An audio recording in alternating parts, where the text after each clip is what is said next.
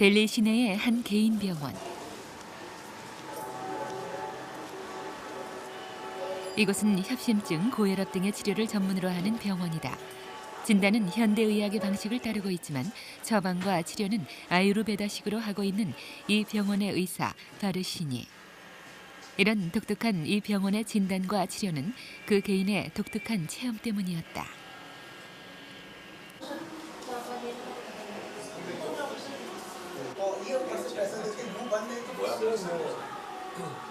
(16년) 전 봄 서양 의사로 활동하던 그는 갑작스레 심장병을 앓게 된다.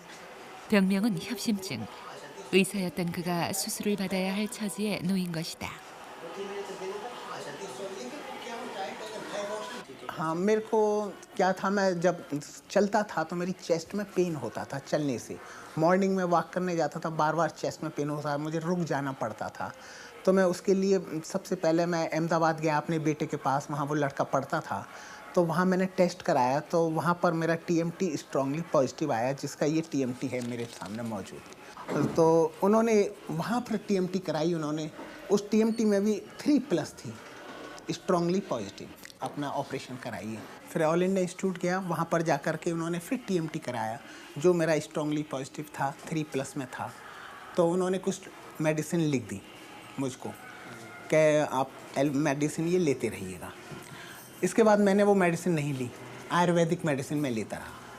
आयुर्वेदिक मेडिसिन लेने के बाद 3 महीने बाद, 4 महीने बाद मैं फिर उनको दिखाया तो उन्होंने कहा आप दोबारा ये कराइए, मोगा एक्सरसाइज मोगा।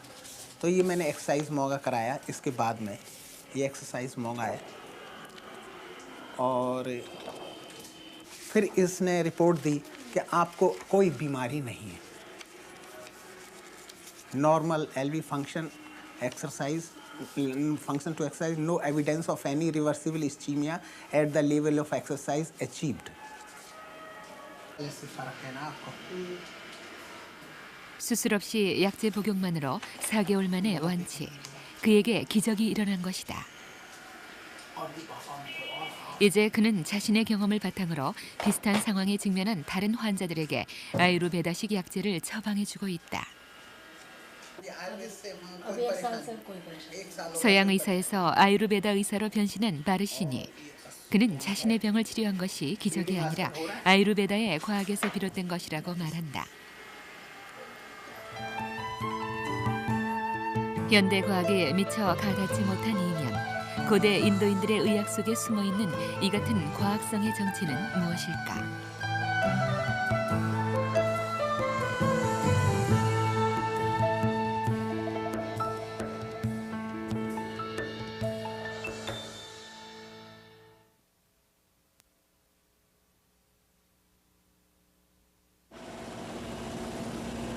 고대 의학 지식의 결정체 아유르베다.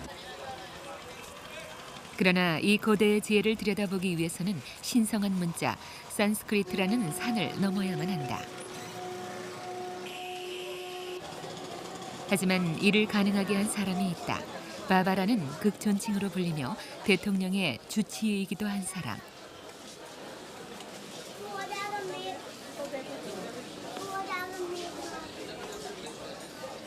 니자무딘에 있는 이 사원은 새벽 3시부터 전국에서 올라온 환자들로 북새통을 이룬다. 이곳에서 그가 혼자 진찰하는 환자만 500여 명에 이른다.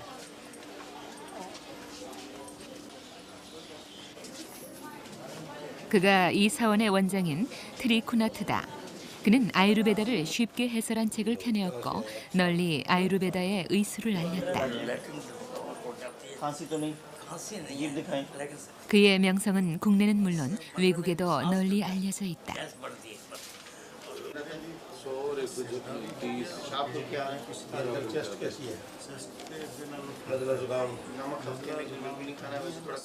하지만 그는 정규 교육을 받은 의사는 아니다. 그의 선조가 대대로 아유르베다 의사였고 지금은 그의 아들이 그의 곁에서 의사의 수업을 받고 있다. 아버지가 내린 진단을 따라 그는 환자에게 약이나 가려야 할 음식 등을 처방해주고 있다.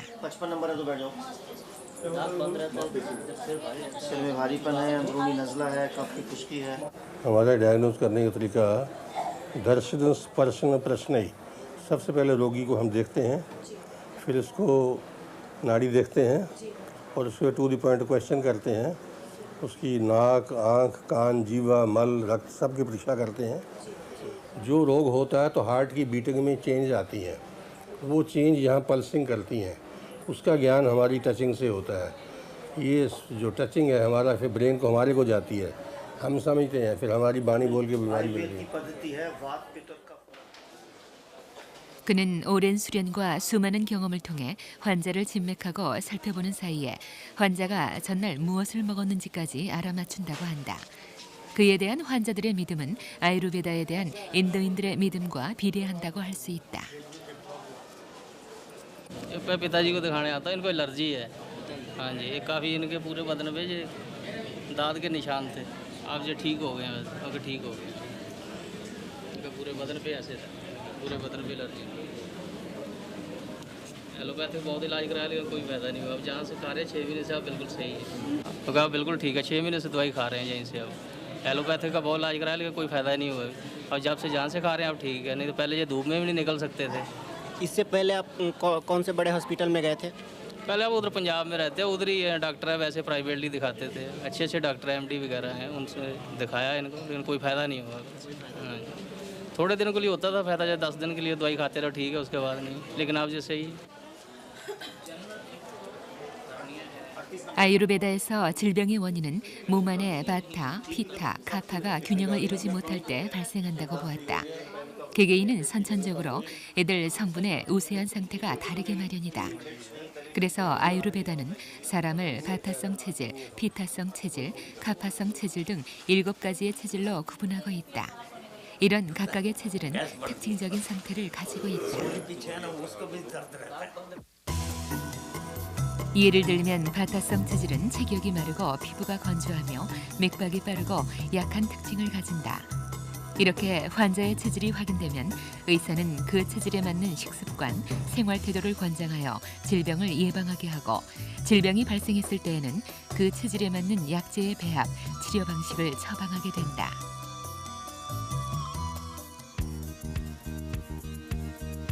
판차카르마 치료 중 하나인 다라. 다라는 바타성 체질인 경우 의사의 처방에 따라 온몸에 실시할 수도 있다.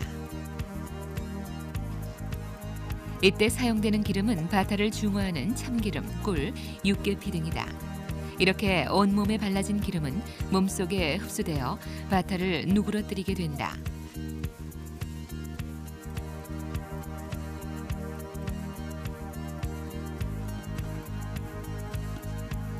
이렇게 중화된 바타는 증기역을 통해 땀으로 배출된다.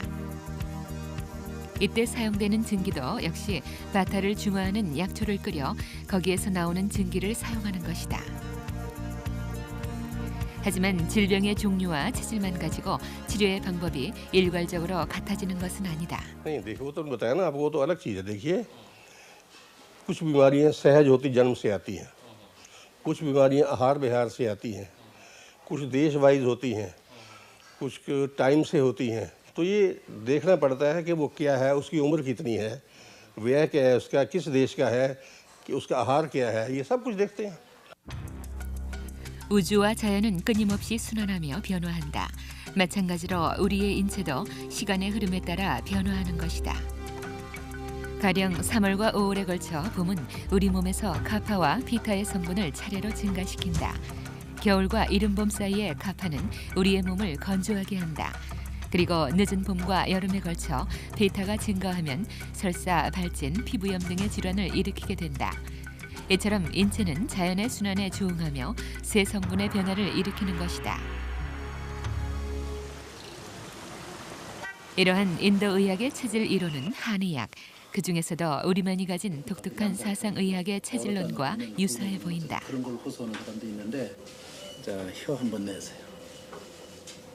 두 의학의 유사성은 진단 시 상세한 문진과 관찰을 통해 환자의 체질을 파악한다는 외향적 유사성뿐만 아니라 체질로서 질병의 발생을 예방하고 질병의 원인을 제거하여 몸의 항상성을 유지하려는 그 목표에 있어서도 유사성을 가지고 있다. 얼굴 안면 쪽은 어떠세요? 안면은 뭐든지 원인 현상만 밝혀지면 그것만 딱 찍어주면 병원 뭐든지 낫는다.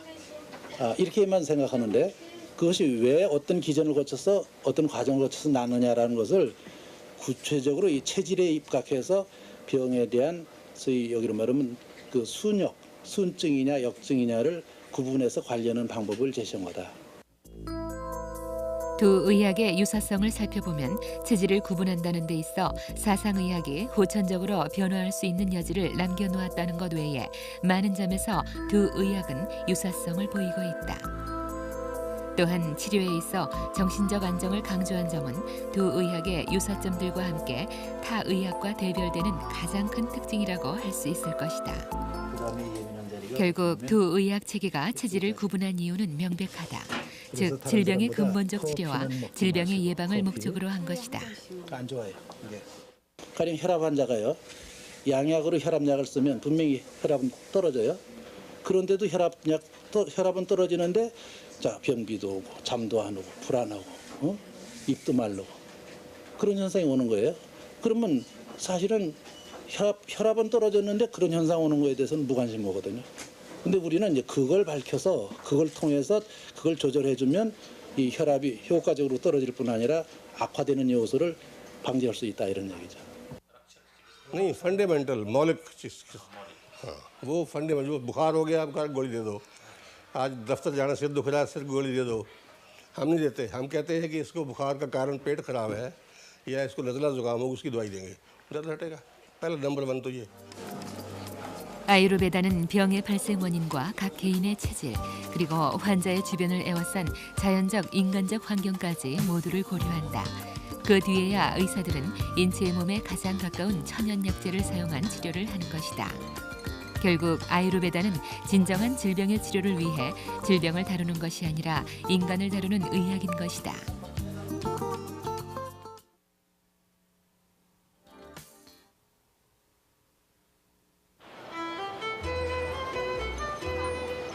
델리 북쪽 우타프라데시주의 하이드와르.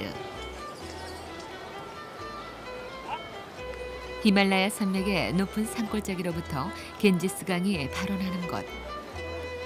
이곳은 인도 종교와 철학의 발생지로서 많은 사원을 가진 명승지다. 또한 이곳은 아유르베다의 발원지이기도 하다. 히말라야 산맥이 가진 천혜의 자연 환경이 다양한 종류의 천연 약재를 품고 있기 때문이다. 때문에 이곳 하이드와르의 거리에는 각종 병원과 약국의 간판들이 즐비하다. 전국적인 규모의 제약회사들도 이곳에 공장을 세워 약재를 제조하고 있다. हरिद्वार में क्यों इतनी आयुर्वेदिक फार्मेसी हैं? क्योंकि यहाँ आसपास जंगलात में आयुर्वेदिक दवाएं जड़ी बूटियाँ बहुत सुगमता से उपलब्ध हैं। बहुत बड़ी अच्छी क्वांटिटी की भी क्वालिटी की भी और प्राइस के लिहाज से भी 800-1000 रुपये किलो तक की दवाइयाँ हमारे इलाके में मिलती हैं।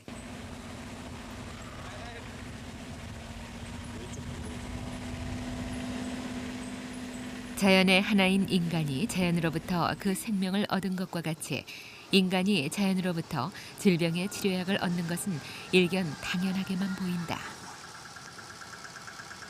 하지만 자연에서 나는 그 모든 것이 약재로서 쓰이는 것은 아니다. 때문에 전문적이고 직업적인 약초 채집가가 있게 마련이다. 올해 52살의 찬드라 마하드 씨. 그는 30년간의 경험을 가진 약초 채집의 전문가다. 약초를 채집할 때면 그는 이른 아침 몸을 씻는 정화의식을 거친다고 한다. 약초를 채집할 때에는 몸과 마음을 경건하게 가지는 것이 중요하기 때문이다. 뿐만 아니라 약재의 사용에 대해서도 여느 아유르베다 의사와 같은 약재 지식을 가지고 있어야만 한다. ये सालपर्णी जी, सालपर्णी ये कौन से काम में आती है? ये 10 मूल क्वाथ में या 54 घटक में आता है। 10 मूल क्वाथ में और यो प्रसूति की बाद स्त्रियों को 10 मूला क्वाथ या 10 मूला रिष्ट पिलाया जाता है जो कि इन्फेक्शन को ठीक करता है। इसका नाम क्या है? इसका नाम पुनर्नवा। पुनर्नवा ये लिवर टॉनिक और अन्यथा सोथर जितना भी सूजन है शरीर की उसको सूजन को उतार देता है। 아유르베다에서 약재는 비록 같은 것이라 할지라도 캐는 시간과 장소 그리고 채취 방법 등에 따라 효능이 달라진다고 한다. 따라서 그 쓰임새도 각각 다르게 설명하고 있다. 이와 같은 약재에 대한 아유르베다의 설명은 현대의학의 여러 실험을 통해 입증되어진 바 있다. 때문에 대개의 아유르베다 병원들은 세심한 주의를 기울여 아유르베다식 약초 정원들을 가꾸고 있는 것이다. 그만큼 천연약재의 사용에 대한 인도 의학의 지식은 고도의 정밀성을 가진 과학적 관찰의 결과인 것이다.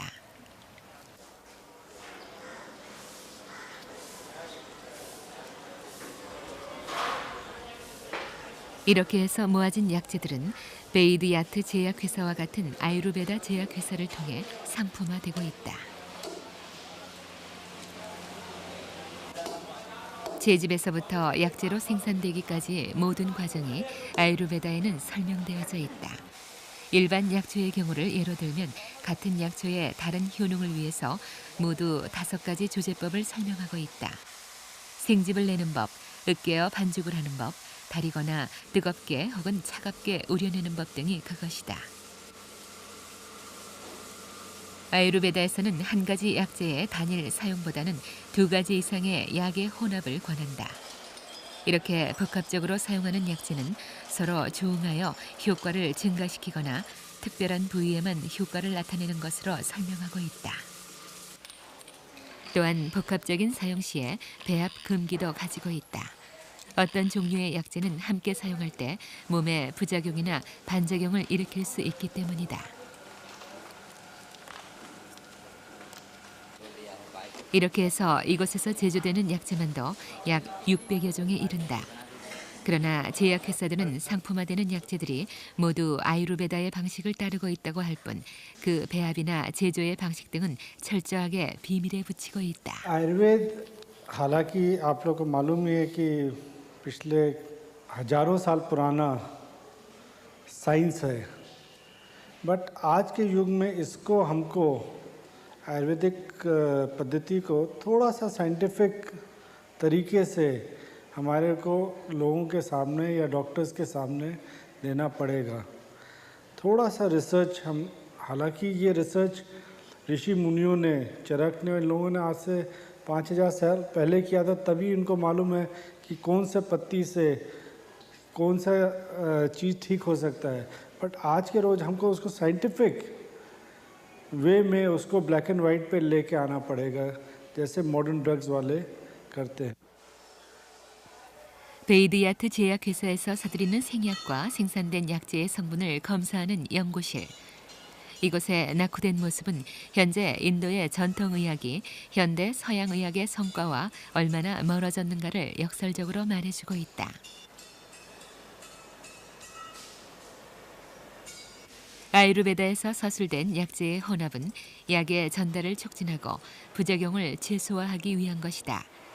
그래서 인도인들은 아유르베다 약재가 부작용이 없다는 점을 자랑스럽게 생각하고 있다. 하지만 아유르베다 약재가 부작용이 없다는 것은 반대로 약재로서의 효능이 전혀 없다는 뜻은 아닐까.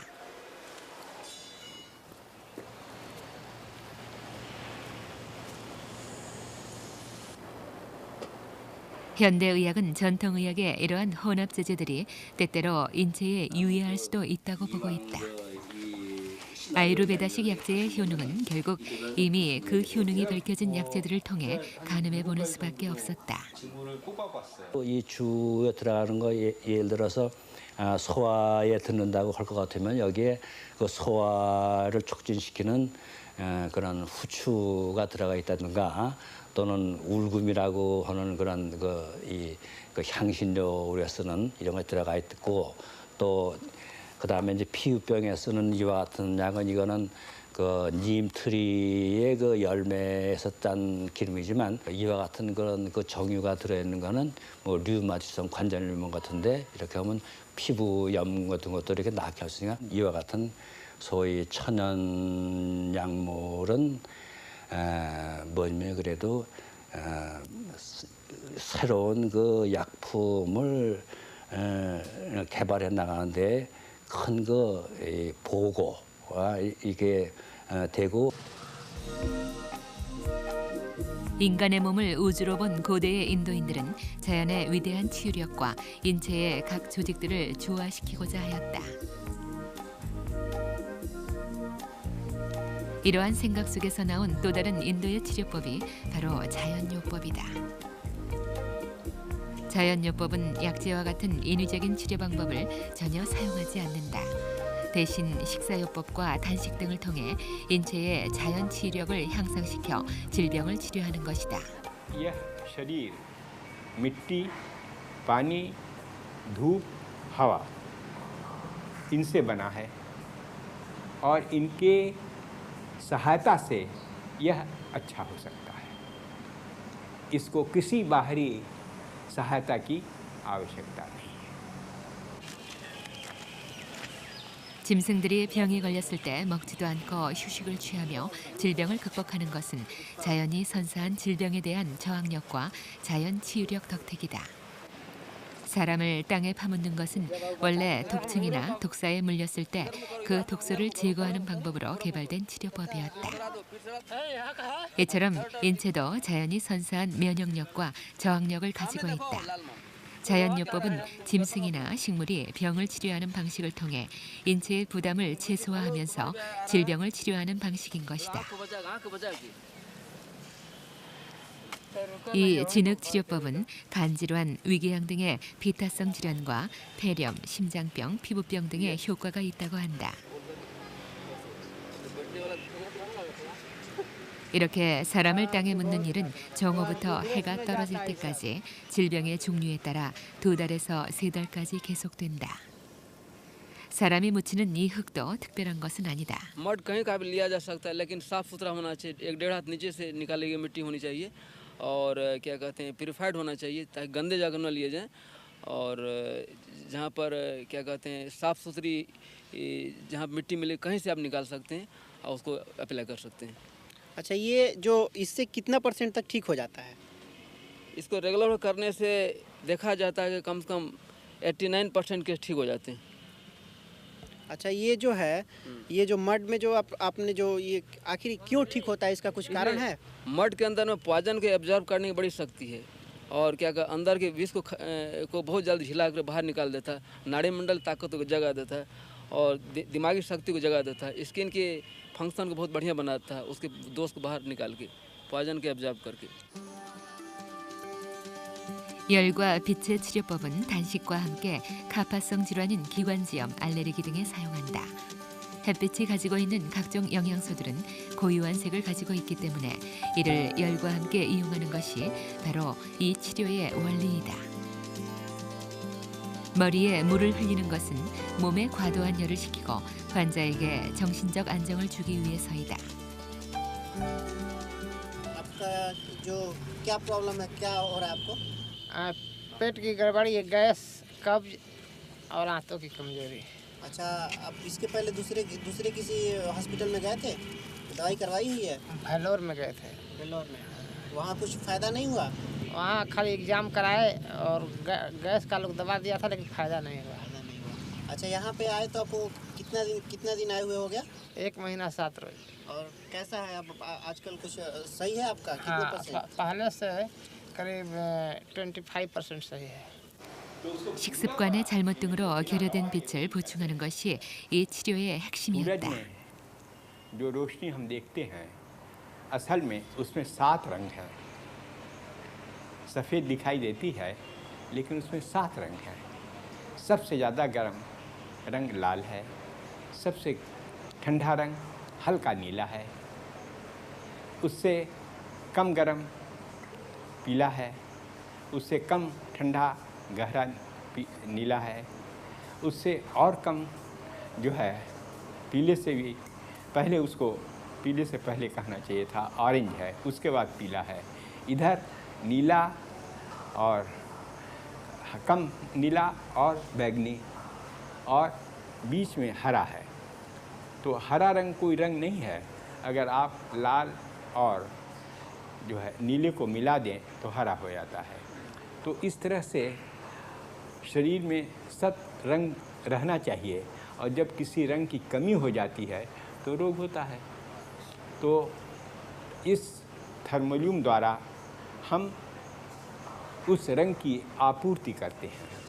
이처럼 자연의 선물을 이용한 독특한 치료 방법들은 자연이 준 혜택을 통해 자연과 조화하고자 하는 인도인들의 독특한 사고에서 나온 산물인 셈이다.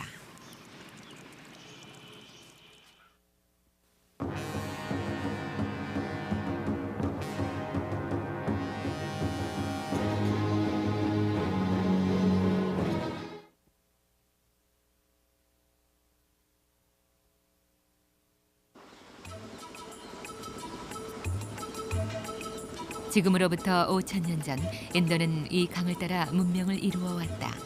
이 강과 함께 탄생했던 최초의 문명은 우주와 인간이 일체라고 생각했다.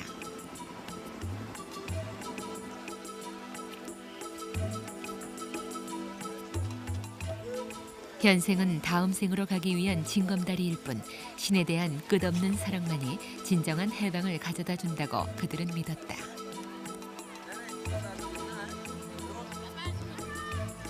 건강한 육체는 궁극적 해방을 위한 조건이 되었고 질병과의 싸움이 시작되었다. 이 생에 죄를 씻어내는 정화의 의식 속에 공중위생과 보건의 사고가 깃들어 인도인들을 가리켰다. 그러나 지금은 그러한 흔적만이 남아 인도인들은 오늘도 겐지스강에 몸을 씻으며 정화의 의례를 계속하고 있다. 질병 또한 윤회의 과정에서 비롯된다고 생각했던 고대인들. 그래서 사람들은 고칠 수 없는 병에 걸리게 되고 의사들은 그들이 죽도록 내버려 두었다. 윤회를 받아들인 이 외국인들에게조차 건강은 끝없는 윤회 속에 궁극적 해탈로 나가기 위한 수단일 뿐 목적은 아닐 것이다. 죽음으로써 새 생명을 얻는다고 생각하는 인도인들. 그래서 강물에 시신을 버리며 즐거워할 수 있는 것이다. दूसरा एक आयुर्वेद में है पूर्व जन्म कृतम पापम व्याधि रूपेण जायते। वो तो ना एक आदमी का इस जन्म में वो भी इस आयुर्वेद में है, इस जन्म पे जो होता है वो पहले पुराना जन्म का भी फल होता है। वो ट्रीटमेंट से बाहर है, वो भुगना ही पड़ेगा उनको। 인도인들은 이 같은 고유한 종교 사상과 각종 생활에서의 금기를 기록으로 남겨놓았다. 이렇게 남은 기록이 매누스크립이다. 그리고 이러한 기록들이 신성한 언어인 산스크리트어로 정착된 것이 바로 베다다. 그중 아유르베다는 기도와 주술적 주문, 각종 약재의 처방 등을 담고 있었다. 바로 이 시기 인도의 의학은 동시대의 의학 중 가장 놀라운 발전을 이루게 된다. 기원전 6세기 불교의 교리가 광범위하게 인도에 확산되면서 아유르베다는 불교의 영향 아래 놓이게 된다. 이때 인도에는 석가의 교리에 따라 병원이 설립되고 널리 약초 정원이 지어졌다. 고도로 발전했던 이 시기의 외과술은 폭력으로 간주되어 금지되고 대신 미네랄과 광물을 포함한 치료약이 발전을 보게 되었다. 불교가 각국으로 전파됨에 따라 불경 속에 담긴 인도의 사상과 의학이 같은 경로를 따라 전파되기 시작했다. 서기 7세기 현장 법사가 불경을 구하기 위해 인도로 간 이래 많은 불경 서적이 중국으로 유입되면서 인도의 의학이 중국의 의학을 형성하는 데 지대한 영향을 미친다. 인도로부터 불경과 함께 전파된 의경팔찌라는 의학서는 티베트 장의학의 기본서가 되었다. 티베트의 장의학은 라마교의 유입과 함께 몽골로 전파된다.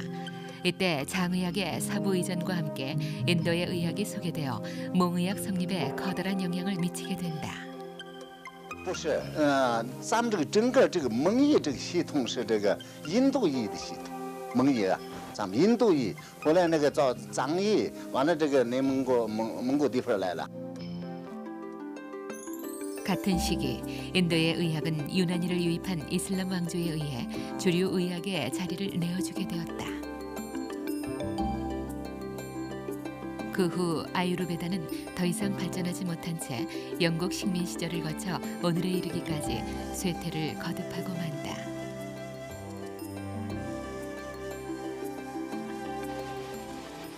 더 이상의 성장을 멈춘 인도의 전통의학 아유르베다.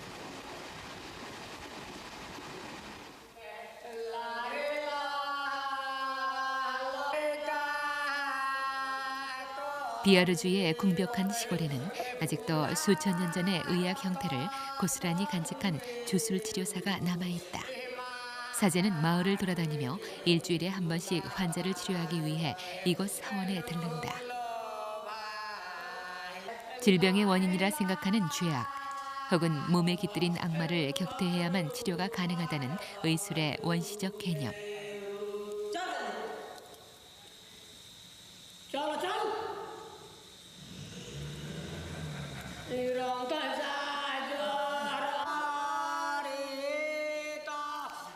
사제는 때로 환자를 나무라기도 하면서 신을 몸에 깃들이기 위해 신성한 주문을 외운다.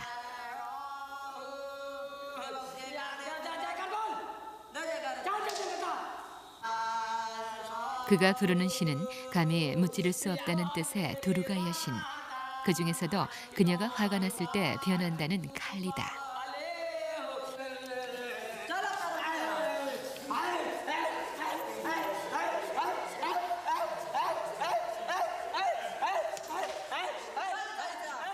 이 치료 의식이 모두 끝나면 사제는 칼리신의 영험이 깃든 선물로 꽃을 주거나 연기 따위를 쏘이게 할 것이다. 이것으로 치료는 모두 끝이 난다. 이러한 마귀취병의 의식은 고대의 지혜를 잃어버린 인도의 전통의학이 인도인들의 믿음 속에서만 명맥을 이어가고 있는 현실을 보여주고 있다.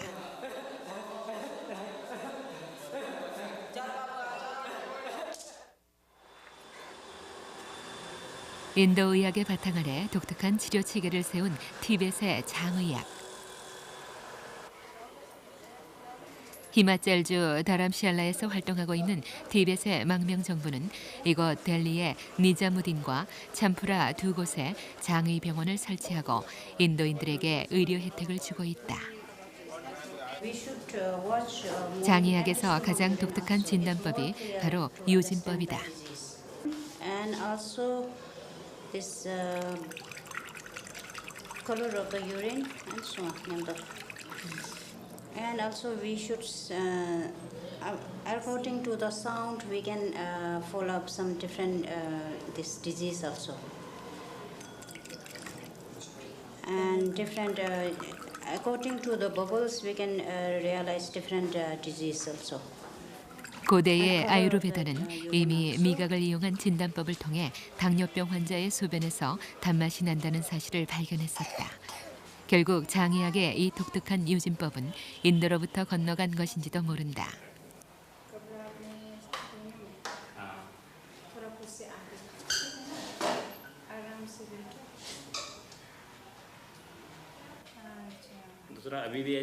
환자를 진찰할 때는 맥을 짚고 혀를 관찰하며 유진법을 병행한다. 장의학도 아유르베다와 같이 질병의 원인을 바타, 피타, 가파로 나누고 있다.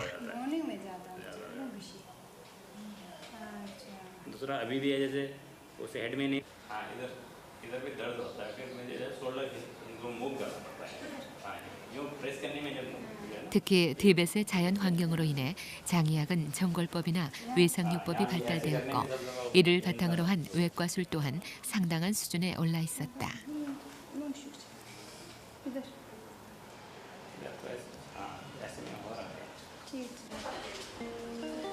약 2,300여 종의 약을 사용하는 장의학의 약물 치료. 고산지대의 특성상 환약과 산재를 주로 사용하고 있다. 비등점이 낮아 탕제를 제대로 끓일 수 없었기 때문이었다. 아유르베다에서와 같이 장의학도 정확한 약효를 위해 약초의 채집 시기를 중요하게 생각했다.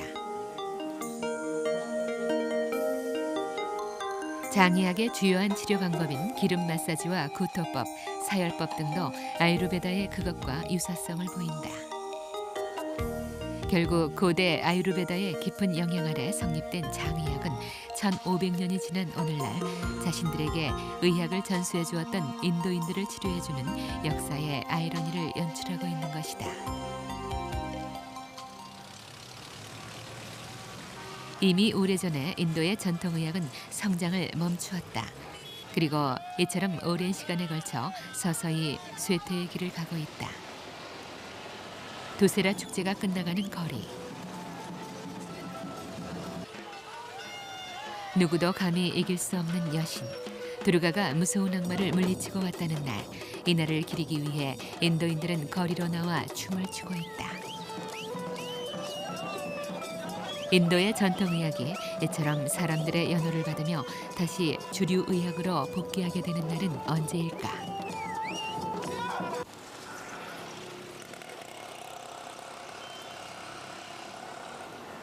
인도의 전통의학이 직면하고 있는 수많은 문제들. 이러한 문제점들을 해결해 나가기 위해서 필요한 것들은 무엇보다도 체계적이고 합리적인 교육일 것이다.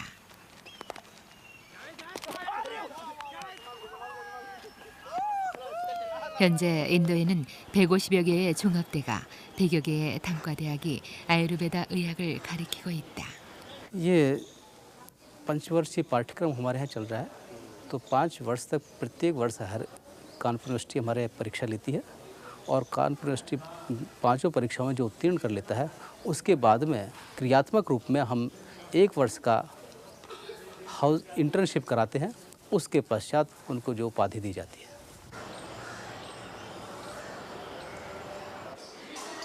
4학년 양리학 수업. 학생들이 식물 표본을 들고 약재를 구별하는 법과 그 효능에 대해서 토론을 벌이며 수업을 하고 있다.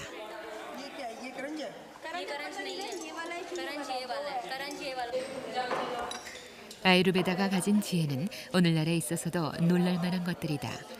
로월피아와 같이 재발견된 아유르베다의 약재들과 채집 시기에 따라 쓰임새를 달리했던 약재 사용의 과학성들. 하지만 의학이 엄정한 과학성에 근거하지 않고 자연과 인체의 조화를 꿈꾸는 신념의 체계에 근거하는 한 결국 아유르베다 의학의 쇠퇴는 예견된 것이 아닐까. हम तो कर ही इसीलिए रहे हैं क्योंकि हमें इस पे पूर्ण रूप से विश्वास है। और मतलब अगर आप ये चाहते हैं कि हम आपको ये बताएं मॉडर्न और आयुर्वेद में क्या फ़र्क है, तो हम जो है एक मतलब रोग की चिकित्सा नहीं करते हैं, हम प्रॉपर रोगी की चिकित्सा करते हैं। मतलब हम इंसान पेशेंट का इलाज करते हैं, डिजीज़ का इलाज नहीं करते। और मॉडर्न मेडिसिन में क्या है, हर बीमारी के लिए एक ही सिम्टोमेटिक एक ही मेडिसिन दे दी जाती है। ट्रीटमेंट नहीं है यहाँ पे। हम मानते हैं कि हर पेशेंट जो है वो एक अलग इंडिविजुअल है जिसकी अपनी पिक्यूलरिटीज़ हैं। उसकी बॉडी टाइप के हिसाब से, उसकी नेचर के हिसाब से, उसकी प्रकृति के हिसाब से उसको मेडिसिन दी जाती है। मेंटल एंड फिजिकल जो उसकी वेलबींग है उसका ध्यान रखा जाता है।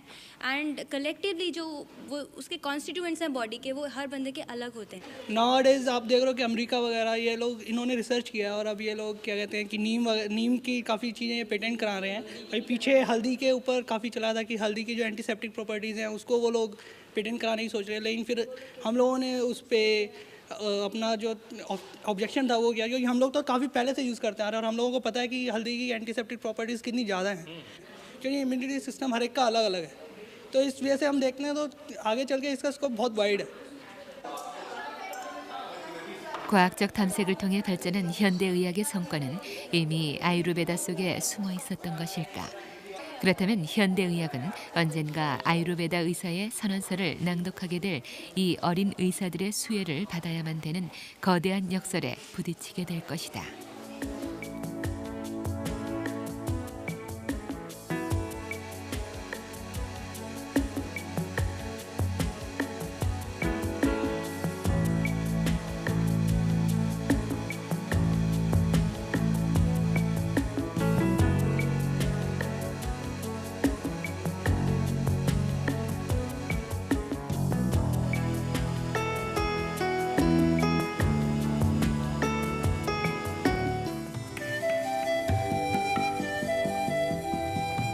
인도 남부의 케렐라주. 이곳은 수려한 자연 경관과 상쾌한 기후를 가지고 있어 관광지로 유명한 곳이다. 그리고 또 하나 유명한 것은 이 지역에서 전통적으로 강세를 보이고 있는 아유르베다. 아유르베다는 마음의 평온을 중요하게 생각한다. 그래서 이곳에는 이처럼 각종 휴양지 속에 아유르베다식 치료를 하는 곳을 많이 가지고 있다.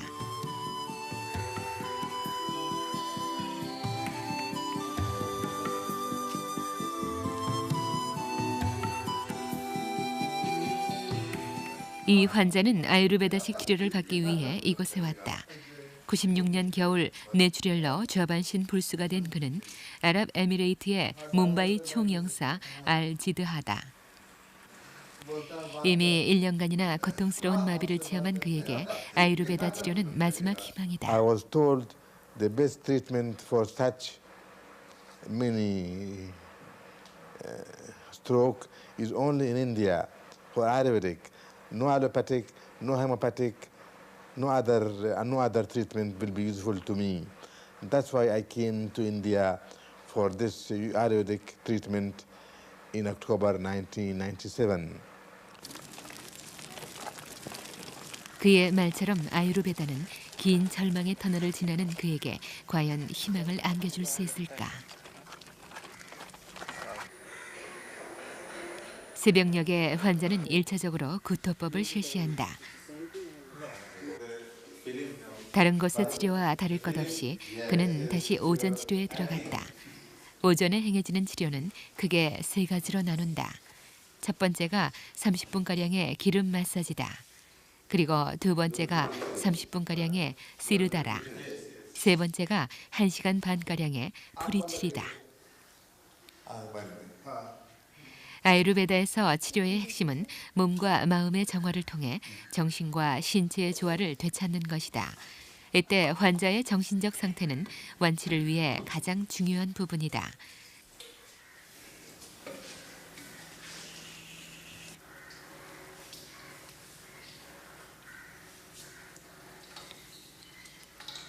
그래서 환자에게 심리적 안정감을 주는 다라요법은 판차카르마에서 특히 세심하게 사용되고 있다.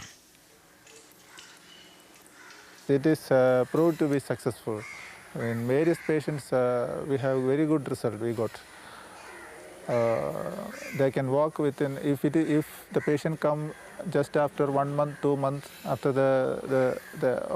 after the disease, we get a very good result. He can walk after this paralysis.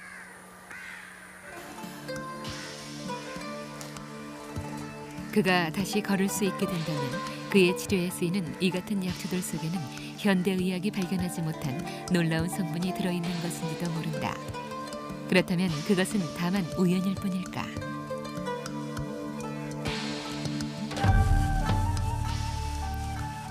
하지만 그것은 도리어 우주와 인체의 조화를 기원하는 경건한 태도에서 비롯한 인도 의학의 필연이 아닐까?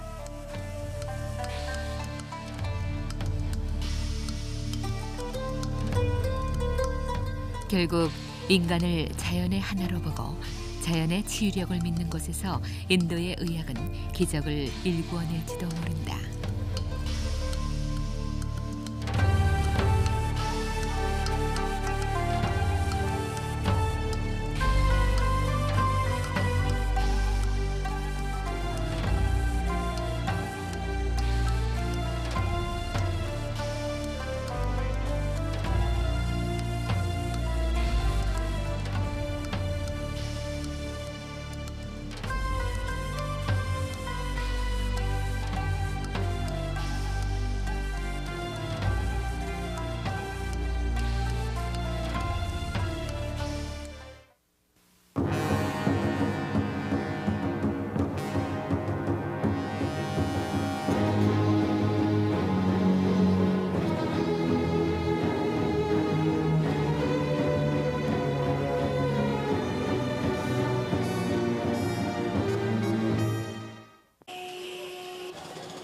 하지만 이를 가능하게 한 사람이 있다. 바바라는 극존칭으로 불리며 대통령의 주치의이기도 한 사람.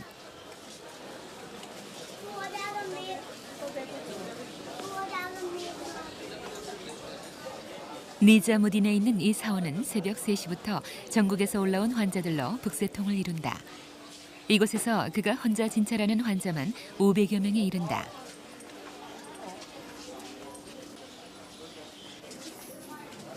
그가 이 사원의 원장인 트리쿠나트다. 그는 아유르베다를 쉽게 해설한 책을 펴내었고 널리 아유르베다의 의수를 알렸다. 그의 명성은 국내는 물론 외국에도 널리 알려져 있다.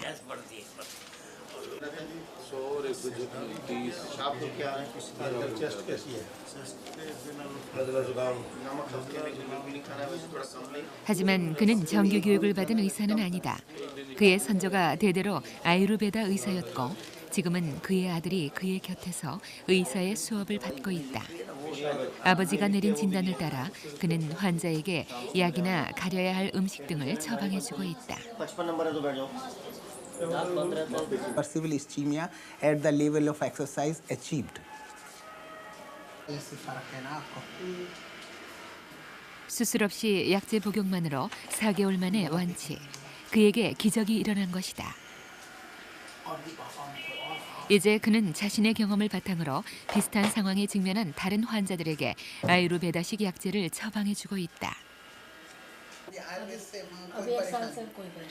서양 의사에서 아유르베다 의사로 변신한 바르시니.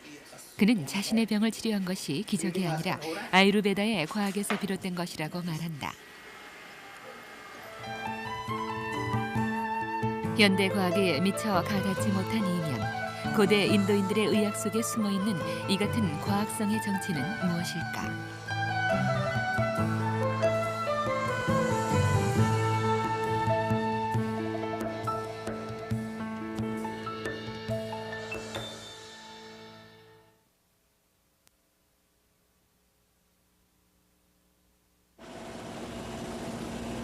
고대 의학 지식의 결정체 아유르베다.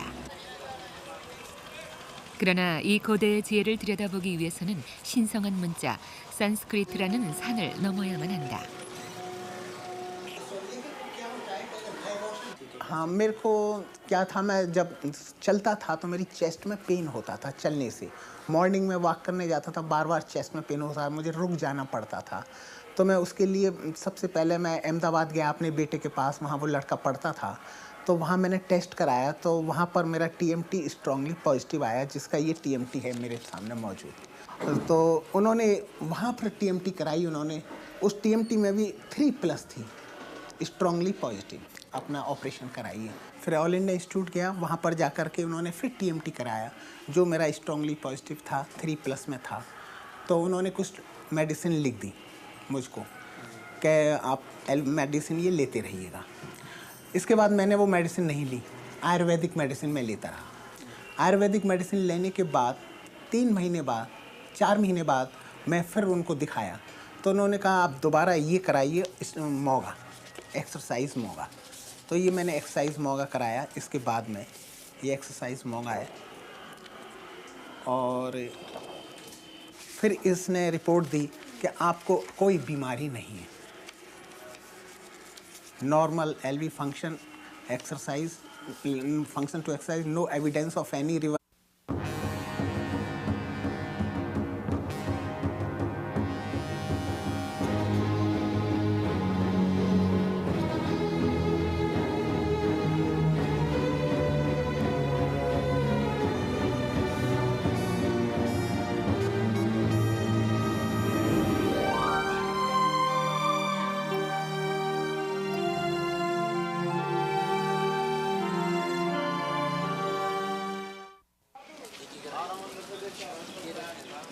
델리 시내의 한 개인 병원. 이곳은 협심증, 고혈압 등의 치료를 전문으로 하는 병원이다. 진단은 현대의학의 방식을 따르고 있지만 처방과 치료는 아유르베다식으로 하고 있는 이 병원의 의사 바르시니. 이런 독특한 이 병원의 진단과 치료는 그 개인의 독특한 체험 때문이었다.